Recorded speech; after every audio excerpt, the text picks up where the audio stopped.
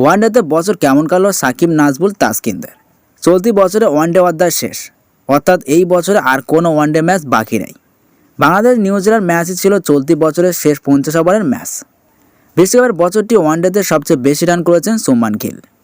ভারতীয় opener bat করেছেন 105 strike রেটে। 29 ইনিংসে 63.36 গড়ে তার রান 1584। আবার উইকেট শিকারের দিক থেকেও সবার ওপরে এক ভারতীয়, কুলদীপ যাদব। 29 ইনিংসে তার উইকেট 49টি। এবার দেখে নেওয়া যাক শেষ হতে চলা বছরে বাংলাদেশের ক্রিকেটাররা কেমন করেছেন। 2023 সালে বাংলাদেশি ব্যাটসম্যানদের মধ্যে সর্বোচ্চ রান নাজমুল হোসেনের। 27 ম্যাচে 26টিতে ব্যাট করে 41.33 গড় আর 85.11 স্ট্রাইক রেটে তার রান 992। শতক আছে 2টি, অর্ধশতক 6টি। সব দেশ মিলিয়ে সর্বোচ্চ রানের তালিকায় নাজমুলের অবস্থান 12 নম্বরে। বাংলাদেশি ব্যাটসম্যানদের মধ্যে তালিকায় পরের নামটা মুশফিকুর রহিমের। তার রান 26 ইনিংসে 846, গড় 36.78, স্ট্রাইক রেট 86.59। সাকিব আল হাসান 22 ইনিংসে করেছেন 735 রান। এই বাঁহাতি অলরাউন্ডারের গড় 35, স্ট্রাইক রেট 89.85। চলতি বছরে তিনি কোনো শতক পাননি। অবশ্য 2019 বিশ্বকাপের পর থেকেও ওয়ানডেতে সাকিবের শতক নেই।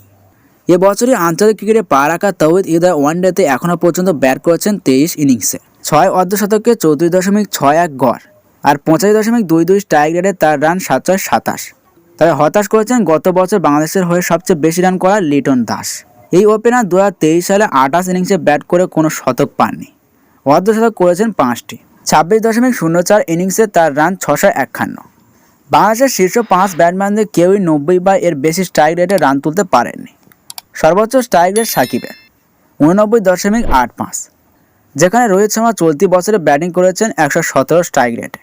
এইডেন মাকরাম 113.26 স্ট্রাইক রেটে।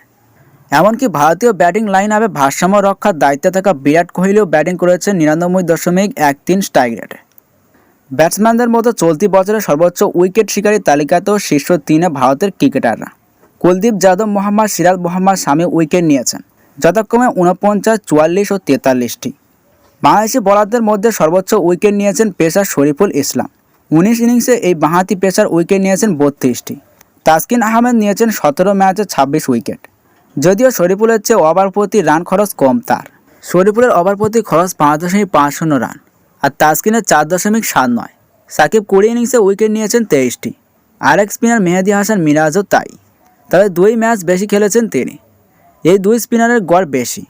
সাকিব একটি উইকেট পেতে গড়ে রান দিয়েছেন 35.47, মিরাজ আরও বেশি 42.04।